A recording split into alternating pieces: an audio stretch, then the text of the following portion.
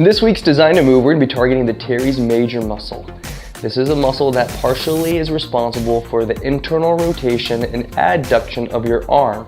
You see this a lot in movements like pitching or during racquetball sports when you're hitting a ball, where you draw your arm into the middle of your body. Well, it's not the major player in the over-rotation of the humerus, like the pec or the lat. It does contribute to shoulder dysfunction. So today we're going to show you how to use a lacrosse ball to open up the tension in that muscle, release it, so that we can gain more functional strength and mobility in the shoulders, activating the deficient muscle groups and aligning your shoulders so that you can get more mobility out of it. Let's get started. This is using self-myofascial release to target your teres major using a lacrosse ball. Okay gang, so first you want to identify the muscle group. Using your fingers, reach around to the side of the body, this time the right side, right under the shoulder blade, looking for the teres major. It's right on top of the ridge of the bottom ridge of your shoulder blade.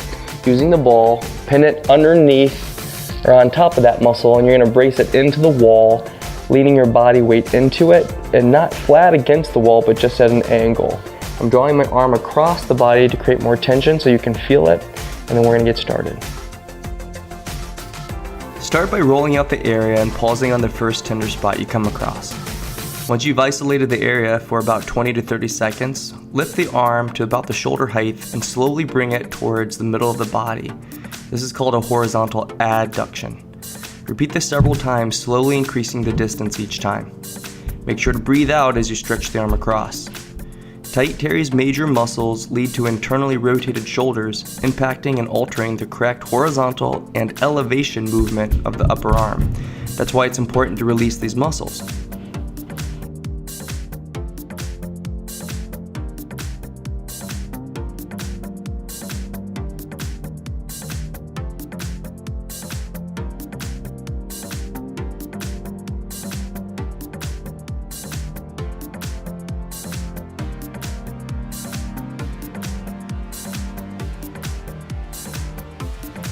Okay, that finishes it. Let's move on. This will be performing a static stretch of the teres major with just body weight. Okay, so we're going to get started by drawing the arm over the head, keeping your head centrated or chin tucked back. You're going to draw your arm up so that it's crossing over the midline of the body, and then with your left hand, grabbing the elbow, you're going to pull the arm in towards the center of the body, but not too hard to tug on it. Let's go ahead and get started.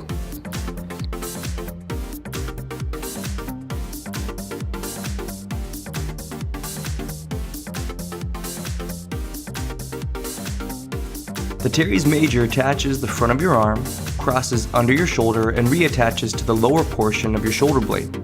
It helps to rotate your arm inward and towards the body. Stretching the muscle requires that you complete the exact opposite of what it does. Try to keep your shoulder blade stable as you draw your arm overhead. As you breathe out, emphasize the pressure on the elbow with the other hand. If there's any pinching felt in the shoulder, reduce the pressure on the arm and reduce your range of motion. Remember that if the teres major is tight, the scapula will move away from its natural path of movement. This stretch will attempt to reduce that pressure.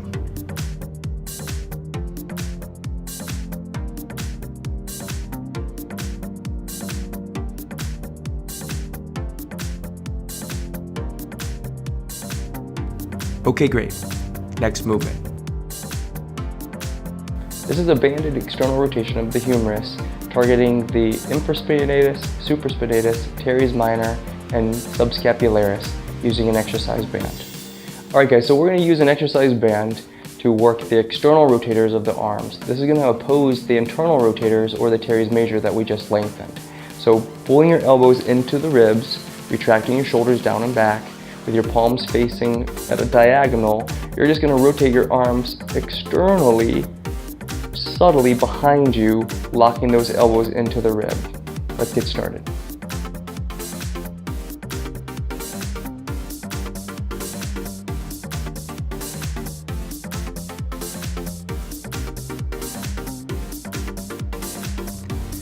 This movement works the four muscles that make up the rotator cuff. They attach the head of the upper arm, called the humerus, like a sleeve, which allows it to rotate in the joint. This movement seeks to isolate these muscles by locking the elbow in place on the ribs while rotating through the humerus externally. Try not to let the elbow open or bend, and initiate the movement through the shoulder itself, making sure to tuck your shoulder blades down and back. This motion will help to oppose the tension from the teres major.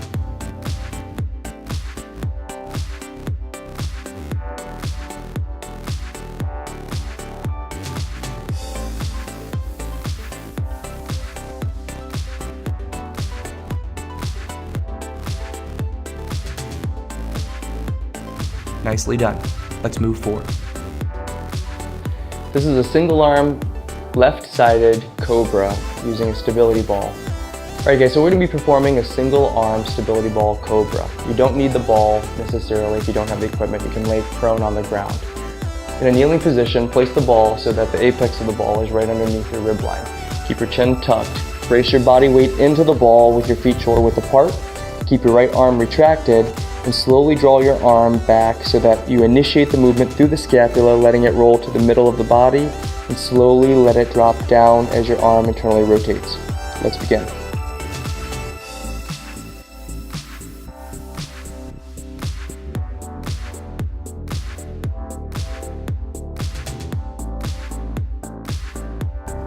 Your focus should be on beginning each movement by retracting the shoulder blade before the arm moves. Once the arm is in motion, externally rotate it, bringing the thumb up and behind you towards the ceiling. This will engage both the rotator cuff and scapular stabilizers, the rhomboids and lower trapezius. Targeting these muscles will help to improve your posture all day long.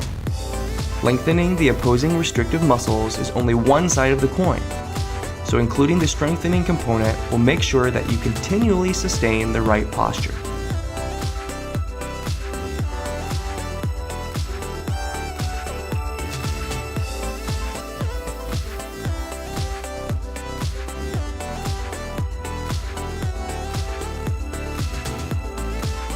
Nice work. Let's go on to the next movement. This is a left side single arm band row targeting the external rotators of the scapula and lat muscle. Alright guys, so you're going to need an exercise band for this. We're going to be targeting the scapular retractors and lat muscles using the band. So you want to place the band down on the ground with enough tension that at the bottom of the row there's some tension in the band. Step back with the opposite leg on the right side, retracting both shoulders initially with your chin tucked. You're going to pull your wrist back towards your pelvis and roll your shoulder back towards the spine, slowly come down the leg, along the length of the leg to a count of 2. So it's up for 2, down for 2. Let's get started.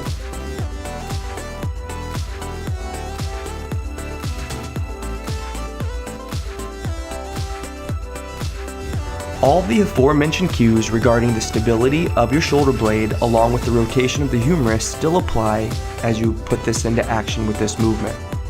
Make a point to allow your arm to slightly roll inward as you lengthen through the arm and band.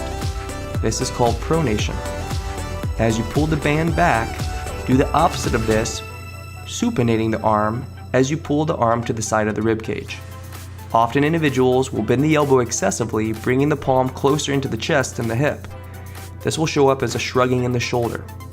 Reduce the range of motion until you can successfully stabilize the shoulder joint while completing the row without shrugging. Integrating the isolated movements along with this functional movement will aid in establishing efficiency without injury cycles popping up. That brings us to the end of this side of the body. Let's hit the next side.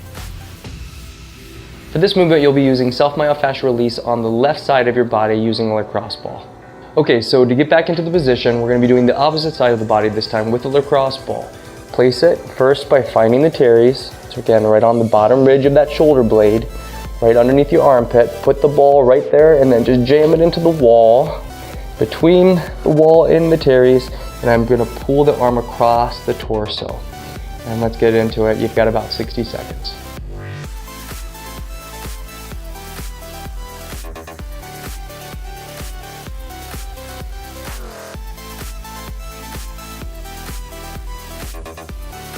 The teres major is found on the bottom outside ridge of your scapula.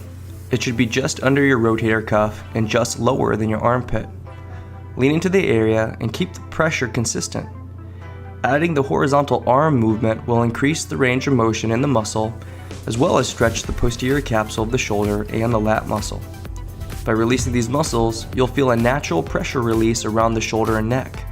This happens due to the scapula returning to its natural resting position. This will release pressure on the neck and shoulders.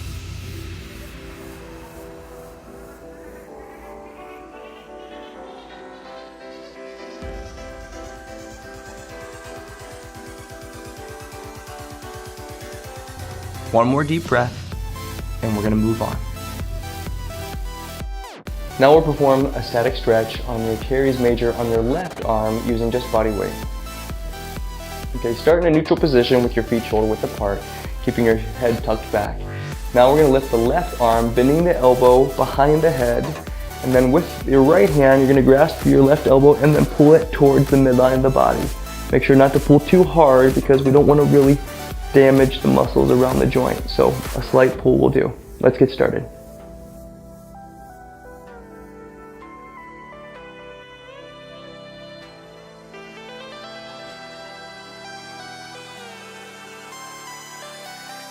Try not to let your neck tilt back too far or overly extend as you bring your arm across.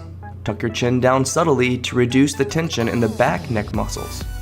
If your lat and pec muscles are tight, you may feel a pinching in the front of your shoulder. If you do, reduce the range of motion and allow the forearm to rotate internally. Lengthening the teres major will help to increase the facilitation of the rotator cuff muscles, and this is coming up next.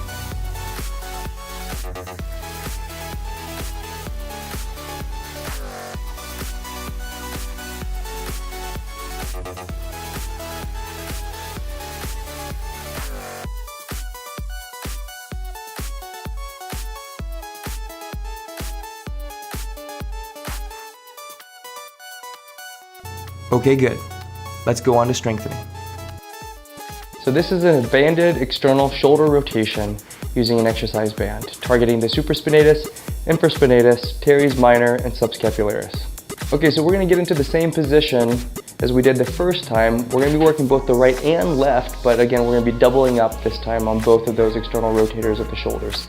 So go ahead and lock your elbows into your ribs, shoulders down and back and retracted, tuck your chin to a centrated position in the neck, and then we're going to rotate out, away from the body, and then bring it back to neutral, making sure not to move through the elbow. It's all going to be through the upper portion of your arm through your humerus. Let's get started.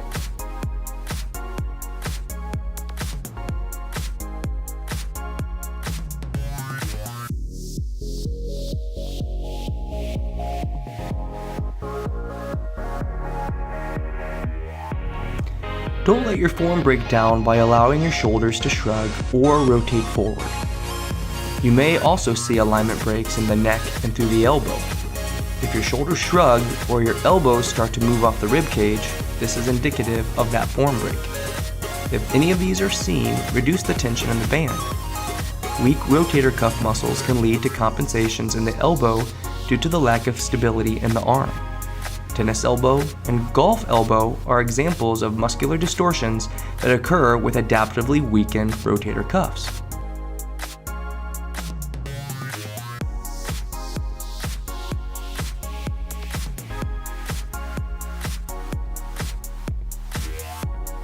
Nice work. Let's keep moving. Alright gang, so we're going to be using the right side or the right arm this time in a stability ball one-arm cobra. In a kneeling position, place the stability ball so that the apex of the ball is right under your rib cage. Place your weight on the ball, or again, if you don't have the ball, on the ground with your chin tucked and your tailbone scooped under. Retract your left arm. Initiate the movement by pulling the shoulder blade back as you roll the arm back externally, slowly letting it draw back to the ground and release and protract the shoulder blade as you come to your center to a count of 3. Let's get started.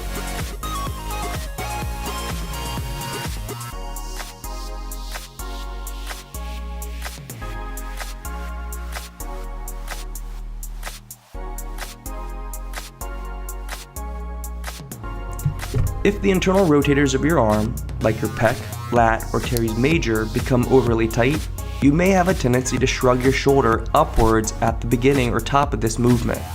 Try to place your focus on retracting your shoulder blade back only so far that you don't elevate it. This means you will help to recognize the coordinated effort given between your rotator cuff as they externally rotate the arm and the muscles which stabilize the shoulder joint itself.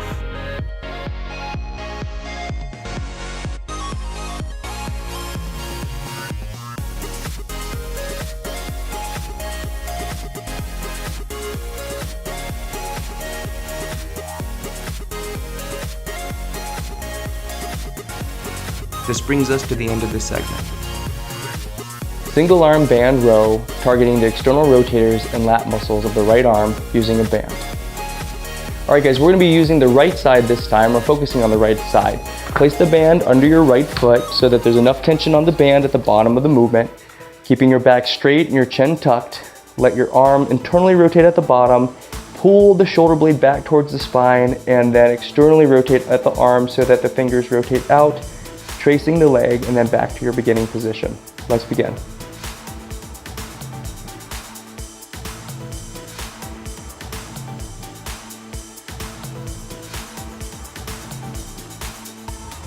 Oftentimes, folks get tired in the hip and lower back when they do this movement and create substitution patterns by either bowing over or they'll draw their trunk more upright to try to compensate. Unfortunately, this alters the line of pull being created, putting more focus on the upper trapezius, drawing the shoulder blade up instead of behind and retracting. This directly opposes the benefit of what is trying to be accomplished with the segment. If you see this occurring, you're going to want to stop or reduce the tension on the band until you can maintain a neutral spinal alignment along with a fixed crease in your hip at roughly 90 degrees. Developing fluid shoulder mechanics while integrating efficient full body movements will go a long way towards keeping you active and injury-free. That brings us to the end. Good job. So this brings us to the end of our segment on the teres major. Remember, this is just one of several muscles responsible for internal rotation of the humerus. The internal rotation at the arm contributes to a syndrome called upper cross. This puts a lot of pressure on the shoulders to rotate forward, which then travels up into the neck so that you get more extension at the neck. We oftentimes see people complaining of upper neck or shoulder pain directly associated with those internal rotators. So today we want to make sure that we release the teres major as a part of the bigger problem and again strengthen the muscles responsible for pulling the shoulder blades down and back onto the rib cage and then integrating it into a movement like a row so that we can do this with everyday functional movement. If you have more questions, reach out to us at admin@fluidhealthandfitness.com or target us on our website. We'd love to hear from you. So get after it. Remember, you're designed to move. We'll see you soon.